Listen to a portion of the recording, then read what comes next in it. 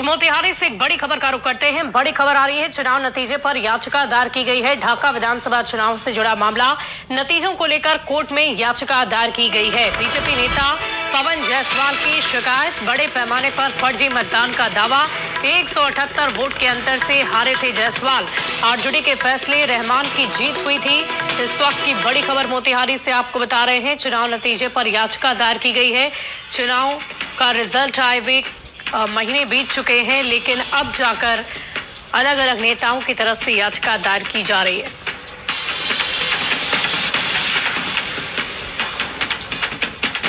मतदान केंद्रों पर विदेश में जो व्यक्ति है उनके नाम पर भी लोगों ने वोटिंग किया, जो मृत है उनके नाम पर वोटिंग हुआ। फिर हम लोगों ने डाटा कलेक्शन शुरू किया और 4-5 दिनों के अंदर में जो डाटा हम लोगों ने कलेक्शन किया वो आश्चर्यजनक था।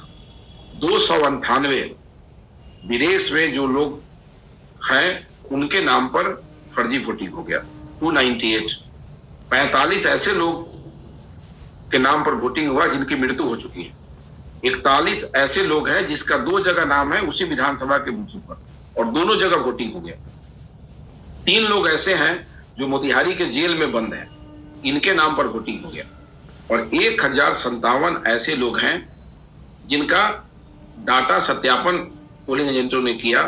ये दिल्ली में है, कलकत्ता में है, देहरादून में है, पंजाब में है, कश्मीर में है, इनके नाम पर वोटिंग हो गया। और इन लोगों से हम लोगों ने शपथ पत्र भी ले लिया। 24 तारीख को इस मामले में प्रथम सुनवाई किया, जिसमें सभी पक्षों को नोटिस इशू हुआ है। तो मुझे पूर्ण विश्वास है, ये सुप्रीम कोर्ट का नियम है कि 6 महीना में ऐसे मामलों का निष्पादन होना है। अगर डॉक्यूमेंट्स उपलब्ध कराया जाता है तब, क्योंकि हम आवेदक हैं और सारे डॉक्यूमेंट्स की व्यवस्था हमने कर लिया है, मजबूती से हम अपने पक्ष को माननीय न्यायालय के सामने रखेंगे, तो मुझे पूर्ण विश्वास है कि 178 वोट का अंतर है। 178 दिन से पहले माननीय उच्च न्यायालय का निर्णय इस मामले में आना चाहिए और ढाका का जो चुनाव है वो नियम के अनुसार जो साक्ष्य हमारे पास है उसके हिसाब से 100% रद्द होना सुनिश्चित है। और देखिए, रामकृपाल यादव ने भी बड़ा दावा किया था, लेकिन उससे पहले ग्राफिक्स के जरिए आपको कुछ जानकारी देते हैं। देखिए, विधानसभा में फर्जीवाड़े की बात सामने आ रही है। मतदान पर बीजेपी का क्या दावा है वो आप जानिए। दूसरे राज्य में बसे 1057, विदेश में रहने वाले 258, मृत व्यक्ति 45, मोतिहारी जेल में बंद 3, और ऐसे ही करके जो वोटों का कैलकुलेशन है वो बताने की कोशिश की जा रही है बीजेपी की तरफ से। दूसरे राज्य में 1057, 2 जगह नाम 41 ऐसे लोग हैं जिनका 2 जगह पर नाम है। तो कुल फर्जी मतदान जो हुए हैं उसकी संख्या है 1444। इसके अलावा आपको बता दें कि कहां से हुए हैं। तो ढाका, पूर्वी चंपारण, पश्चिमी चंपारण विधानसभा चुनाव की बात की जा रही है। प्रत्याशी पवन जायसवाल, बीजेपी, जीत का अंतर 178 वोटों का रहा।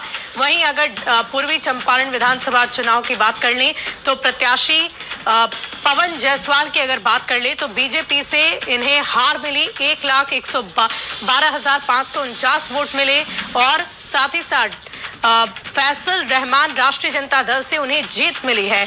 178 वोटों का अंतर रहा है, जिसकी वजह से हार जीत का ये फैसला हुआ है। तो यही दावे किए जा रहे हैं। इन्हीं दावों को लेकर अब चर्चा हो रही है कि आखिर क्या वाकई ये फर्जीवाड़ा हुआ है या नहीं हुआ है। इसको लेकर आगे की जांच पड़ताल की जाएगी। याचिकाकर्ता की तरफ से याचिका दायर की गई है। बढ़ते आगे, रामकृपाल यादव ने कल बड़ा